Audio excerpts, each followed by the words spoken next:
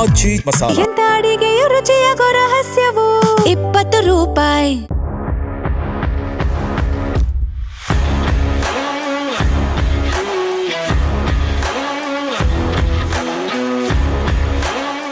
Japan ಎಂದಾಕ್ಷಣ ಶಿಸ್ತು, ತಂತ್ರಜ್ಞಾನ, bullet train ಮತ್ತು ಅತ್ಯಂತ ಸುರಕ್ಷಿತ ಸಮಾಜ ನಮ್ಮ ಕಣ್ಣ ಮುಂದೆ ಬರುತ್ತೆ. ಆದರೆ ಇದೇ ದೇಶದಲ್ಲಿ ಸುಮಾರು 3 ಶತಮಾನಗಳಿಗೂ ಹೆಚ್ಚು ಕಾಲ ತನ್ನದೇ ನಿಯಮಗಳು ಮತ್ತು ಸಂಪ್ರದಾಯಗಳೊಂದಿಗೆ ಕಾರ್ಯನಿರ್ವಹಿಸಿದ ಒಂದು ಕುಖ್ಯಾತ ಸಂಘಟಿತ ಅಪರಾಧ ಜಾಲವಿದೆ. ಅದರ ಹೆಸರೇ ಯಾಕುಜಾ.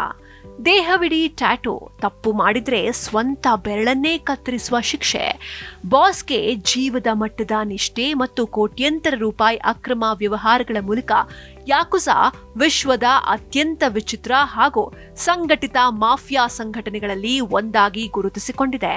ಹಾಗಾದ್ರೆ ಯಾರು ಈ ಯಾಕುಜಾ? ಇವರ ಇತಿಹಾಸವೇನು? ಇಂದಿನ ಪರಿಸ್ಥಿತಿ ಹೇಗಿದೆ? ಬನ್ನಿ ತಿಳಿಯೋಣ. 17ನೇ ಶತಮಾನದಲ್ಲಿ ಹುಟ್ಟಿದ ಯಾಕುಜಾ. ಹೌದು, ಯಾಕುಜಾ ಸಂಘಟನೆಯ ಇತಿಹಾಸ ಸುಮಾರು 17ನೇ ಶತಮಾನದ ಜಪಾನ್ನ ಎಡೋ ಕಾಲಘಟ್ಟಕ್ಕೆ ಸೇರಿದೆ. ಆ ಸಮಯದಲ್ಲಿ ಸಮಾಜದಿಂದ ದೂರವಿಡಲ್ಪಟ್ಟಿದ್ದ ಸಣ್ಣ ಪುಟ್ಟ ಜೂಜುಕೋರರು ಹಾಗೂ ಬೀದಿ ವ್ಯಾಪಾರಿಗಳು ತಮ್ಮ ರಕ್ಷಣೆಗಾಗಿ ಮತ್ತು ಬದುಕು ಸಾಗಿಸಲು ಸಣ್ಣ ಗುಂಪುಗಳನ್ನ ರಚಿಸಿಕೊಂಡ್ರು.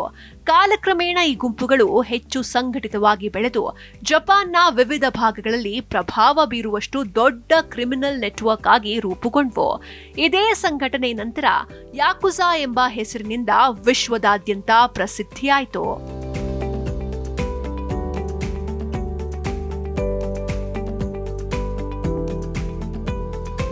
ಯಾಕುಜಾ ಎಂಬ ಹೆಸರಿನ ಹಿಂದಿನ ರಹಸ್ಯ. ಯಾಕುಜಾ ಎಂಬ ಹೆಸರಿನ ಹಿಂದೆ ಒಂದು ಕುತೂಹಲಕಾರಿ ಕಥೆ ಇದೆ. ಜಪಾನ್ನ ಸಾಂಪ್ರದಾಯಿಕ ಕಾರ್ಡ್ ಆಟವಾದ ಓಯ್ಚೋಕಾಬುನಲ್ಲಿ 8 ಯಾ, 9 ಕು ಮತ್ತು 3 ಸಾ ಎಂಬ ಅಂಕಿಗಳ ಮೊತ್ತ 20 ಆಗುತ್ತೆ. ಈ ಆಟದಲ್ಲಿ ಕೊನೆಯ ಅಂಕೆ ಮಾತ್ರ ಲೆಕ್ಕಕ್ಕೆ ಬರೋದ್ರಿಂದ 20ರ ಮೌಲ್ಯ ಶೂನ್ಯವಾಗುತ್ತೆ. ಅಂದ್ರೆ ಅದು ಅತ್ಯಂತ ಕೆಟ್ಟ ಹಾಗೂ ಸಂಪೂರ್ಣ ಸೋಲಿನ ಕೈ ಅಂತ ಪರಿಗಣಿಸಲಾಗ್ತಾ ಇತ್ತು. ಸಮಾಜದಿಂದ ತಿರಸ್ಕೃತರಾದವರು ಮತ್ತು ಕಾನೂನು ಬಾಹಿರ ಚಟುವಟಿಕೆಗಳಲ್ಲಿ ತೊಡಗಿದ್ದವರು ಈ ಹೆಸರನ್ನೇ ತಮ್ಮ ಗುರುತಾಗಿ ಬಳಸಲು ಆರಂಭಿಸಿದ್ರು ಅಂತ ಹೇಳಲಾಗುತ್ತೆ.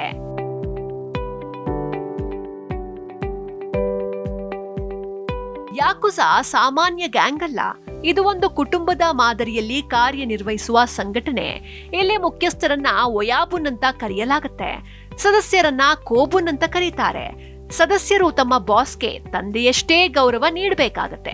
ಬಾಸ್ ನೀಡುವ ಆದೇಶವನ್ನ ಯಾವುದೇ ಪ್ರಶ್ನೆ ಇಲ್ಲದೆ ಪಾಲಿಸಬೇಕು ಅನ್ನೋದು ಅವರ ಪ್ರಮುಖ ನಿಯಮವಾಗಿತ್ತು. ಈ ನಿಷ್ಠೆಯ ಕಾರಣದಿಂದಲೇ ಯಾಕುಜಾ ಹಲವು ವರ್ಷಗಳ ಕಾಲ ಬಲಿಷ್ಠ ಸಂಘಟನೆಯಾಗಿ ಉಳಿಯಿತು. ಯಾಕುಜಾ ಸದಸ್ಯರನ್ನ ಗುರುತಿಸುವ ಪ್ರಮುಖ ಲಕ್ಷಣ ಅಂದ್ರೆ ಅವರ ದೇಹವಿಡೀ ಇರೋ ಟ್ಯಾಟೂಗಳು. ಕುತ್ತಿಗೆಯಿಂದ ಹಿಡಿದು ಕಾಲಿನವರೆಗೆ ಡ್ರ್ಯಾಗನ್, ಹುಲಿ, ಸಮುರಾಯ್, ಹಾವು, ಹೂಗಳು ಮತ್ತು ಜಪಾನ್ನ ಸಾಂಪ್ರದಾಯಿಕ ಕಲಾಕೃತಿಗಳನ್ನ ಟ್ಯಾಟೂ ರೂಪದಲ್ಲಿ ಹಚ್ಚಿಸ್ಕೊಳ್ತಾರೆ. ಈ ಟ್ಯಾಟೂಗಳನ್ನ ಇರೆಜುಮಿ ಅಂತ ಕರೆಯಲಾಗುತ್ತೆ. ಇವುಗಳನ್ನ ಯಂತ್ರಗಳಿಂದ ಅಲ್ಲ, ಕೈಯಿಂದ ಮಾಡುವ ಸಾಂಪ್ರದಾಯಿಕ ವಿಧಾನ ಬಳಸಲಾಗ್ತಾ ಇತ್ತು. ಇದನ್ನ ಪೂರ್ಣಗೊಳಿಸಲು ಹಲವು ತಿಂಗಳುಗಳು ಅಥವಾ ಕೆಲವೊಮ್ಮೆ ವರ್ಷಗಳೇ ಬೇಕಾಗ್ತಾ ಇತ್ತು. ಇದು ನೋವನ್ನ ಸಹಿಸಿಕೊಳ್ಳುವ ಶಕ್ತಿ ಮತ್ತು ಸಂಘಟನೆಯ ಮೇಲಿನ ನಿಷ್ಠೆಯ ಸಂಕೇತವಾಗಿತ್ತು. ಯಾಕುಜಾ ಸಂಘಟನೆಯ ಅತ್ಯಂತ ವಿಚಿತ್ರ ಸಂಪ್ರದಾಯಗಳಲ್ಲಿ ಒಂದು ಯುಬಿತ್ಸುಮೆ. ಒಬ್ಬ ಸದಸ್ಯ ತನ್ನ ಬಾಸ್ಗೆ ದ್ರೋಹ ಮಾಡಿದ್ರೆ ಅಥವಾ ದೊಡ್ಡ ತಪ್ಪು ಮಾಡಿದ್ರೆ ಶಿಕ್ಷೆಯಾಗಿ ತನ್ನ ಎಡಗೈಯ ಕಿರುಬೆರಳಿನ ಒಂದು ಭಾಗವನ್ನ ತಾನೇ ಕತ್ತರಿಸಿ ಬಾಸ್ಗೆ ಒಪ್ಪಿಸಬೇಕಾಗ್ತಾ ಇತ್ತು. ಈ ಸಂಪ್ರದಾಯದ ಉದ್ದೇಶ ಕೇವಲ ಶಿಕ್ಷೆ ನೀಡುವುದಲ್ಲ. ಸಮುರಾಯ್ ಕಾಲದಲ್ಲಿ ಕತ್ತಿಯನ್ನ ಗಟ್ಟಿಯಾಗಿ ಹಿಡಿಯಲು ಕಿರುಬೆರಳು ಬಹಳ ಮುಖ್ಯವಾಗಿತ್ತು. ಬೆರಳು ಇಲ್ಲದಿದ್ರೆ ಸದಸ್ಯನು ದುರ್ಬಲನಾಗಿ ಬಾಸ್ ಮೇಲೆಯೇ ಹೆಚ್ಚು ಅವಲಂಬಿತನಾಗಬೇಕಾಗ್ತಾ ಇತ್ತು. ಯಾಕುಜಾ ಸಂಘಟನೆಯ ಪ್ರಮುಖ ಆದಾಯದ ಮೂಲಗಳು ಅಕ್ರಮ ಚಟುವಟಿಕೆಗಳಾಗಿದ್ವು. ಮಾದಕ ದ್ರವ್ಯ ಸಾಗಾಟ, ಅಕ್ರಮ ಜೂಜಾಟ, ಶಸ್ತ್ರಾಸ್ತ್ರ ಕಳ್ಳಸಾಗಣೆ, ರಕ್ಷಣೆ ಹೆಸರಲ್ಲಿ ಹಣ ವಸೂಲಿ, ಅಕ್ರಮ ಸಾಲ ವ್ಯವಹಾರ ಮತ್ತು ವೇಶ್ಯಾವಾಟಿಕೆ ಜಾಲಗಳ ಮೂಲಕ ಅವರು ಕೋಟ್ಯಂತರ ರೂಪಾಯಿ ಸಂಪಾದಿಸ್ತಾ ಇದ್ರು. ಇದರ ಜೊತೆಗೆ ರಿಯಲ್ ಎಸ್ಟೇಟ್, ನಿರ್ಮಾಣ, ಮನರಂಜನೆ ಹಾಗೂ ವಿವಿಧ ವ್ಯಾಪಾರ ಕ್ಷೇತ್ರಗಳಲ್ಲಿಯೂ ಹೂಡಿಕೆ ಮಾಡಿ ತಮ್ಮ ಆರ್ಥಿಕ ಸಾಮ್ರಾಜ್ಯವನ್ನ ವಿಸ್ತರಿಸಿದ್ರು. ಯಾಕುಜಾ ಸಂಘಟನೆಗಳಲ್ಲಿ ಅತ್ಯಂತ ದೊಡ್ಡ ಮತ್ತು ಪ್ರಭಾವಶಾಲಿ ಗುಂಪು ಯಮಗುಚಿ ಗುಮಿ.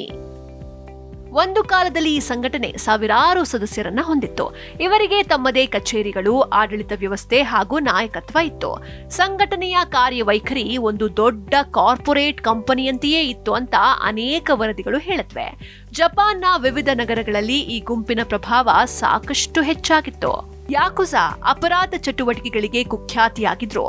ಕೆಲವು ಪ್ರಕೃತಿ ವಿಕೋಪಗಳ ಸಂದರ್ಭದಲ್ಲಿ ಆಹಾರ, ಕುಡಿಯುವ ನೀರು ಮತ್ತು ಅಗತ್ಯ ವಸ್ತುಗಳನ್ನು ತಲುಪಿಸಿದ್ದ ಘಟನೆಗಳು ವರದಿಯಾಗಿವೆ. ಆದ್ರೆ ಈ ರೀತಿಯ ಕಾರ್ಯಗಳಿಂದ ಅವರ ಅಪರಾಧ ಚಟುವಟಿಕೆಗಳಿಗೆ ಯಾವುದೇ ಸಮರ್ಥನೆ ಸಿಗೋದಿಲ್ಲ. ಜಪಾನ್ ಸರ್ಕಾರ ಹಾಗೂ ಪೊಲೀಸ್ ಇಲಾಖೆ ಅವರನ್ನ ಇಂದಿಗೂ ಸಂಘಟಿತ ಅಪರಾಧ ಸಂಘಟನೆಯಾಗಿಯೇ ಕನ್ಸಿಡರ್ ಮಾಡುತ್ತೆ. ಕಳೆದ ಕೆಲವು ದಶಕಗಳಲ್ಲಿ ಜಪಾನ್ ಸರ್ಕಾರ ಯಾಕುಜಾ ವಿರುದ್ಧ ಅತ್ಯಂತ ಕಠಿಣ ಕಾನೂನುಗಳನ್ನ ಜಾರಿಗೆ ತಂದಿತ್ತು. ಈ ನಿಯಮಗಳ ಪ್ರಕಾರ ಯಾಕುಜಾ ಸದಸ್ಯರಿಗೆ ಬ್ಯಾಂಕ್ ಖಾತೆ ತೆರೆಯೋದು, ಮೊಬೈಲ್ ಸಂಪರ್ಕ ಪಡೆಯೋದು, ಮನೆ ಬಾಡಿಗೆಗೆ ಪಡೆಯೋದು ಅಥವಾ ವ್ಯಾಪಾರ ಒಪ್ಪಂದಗಳನ್ನ ಮಾಡಿಕೊಳ್ಳೋದು ಬಹಳ ಕಷ್ಟವಾಯಿತು. ಸರ್ಕಾರದ ಈ ಕ್ರಮಗಳಿಂದ ಸಂಘಟನೆಯ ಆರ್ಥಿಕ ಶಕ್ತಿ ಗಣನೀಯವಾಗಿ ಕುಸಿಯಿತು ಮತ್ತು ಅವರ ಪ್ರಭಾವವು ವರ್ಷದಿಂದ ವರ್ಷಕ್ಕೆ ಕಡಿಮೆಯಾಗತೊಡಗಿತು. ಒಂದು ಕಾಲದಲ್ಲಿ ಯಾಕುಜಾ ಸಂಘಟನೆಗೆ ಸೇರೋದು ಕೆಲವರಿಗೆ ಪ್ರತಿಷ್ಠೆಯ ವಿಷಯವಾಗಿತ್ತು. ಆದ್ರೆ ಇಂದಿನ ಯುವಜನರು ಉತ್ತಮ ಶಿಕ್ಷಣ, ಉದ್ಯೋಗ ಹಾಗೂ ಕಾನೂನುಬದ್ಧ ಜೀವನವನ್ನ ಆಯ್ಕೆ ಮಾಡ್ತಾ ಇರೋದ್ರಿಂದ ಯಾಕುಜಾಗೆ ಹೊಸ ಸದಸ್ಯರು ಸೇರುವ ಪ್ರಮಾಣ ಗಣನೀಯವಾಗಿ ಕಡಿಮೆಯಾಗಿದೆ. ಸರ್ಕಾರದ ಕಠಿಣ ಕ್ರಮಗಳು ಮತ್ತು ಸಮಾಜದ ಬದಲಾದ ಮನೋಭಾವದಿಂದ ಈ ಸಂಘಟನೆಯ ಭವಿಷ್ಯವೂ ದುರ್ಬಲವಾಗ್ತಾ ಇದೆ. ಒಂದು ಕಾಲದಲ್ಲಿ ಜಪಾನ್ನ ರಾಜಕೀಯ, ವ್ಯಾಪಾರ ಮತ್ತು ಅಂಡರ್ವರ್ಲ್ಡ್ ಜಗತ್ತಿನ ಮೇಲೆ ಪ್ರಭಾವ ಬೀರಿದ್ದ ಯಾಕುಜಾ ಇಂದು ಹಿಂದಿನಷ್ಟು ಶಕ್ತಿಶಾಲಿಯಾಗಿಲ್ಲ.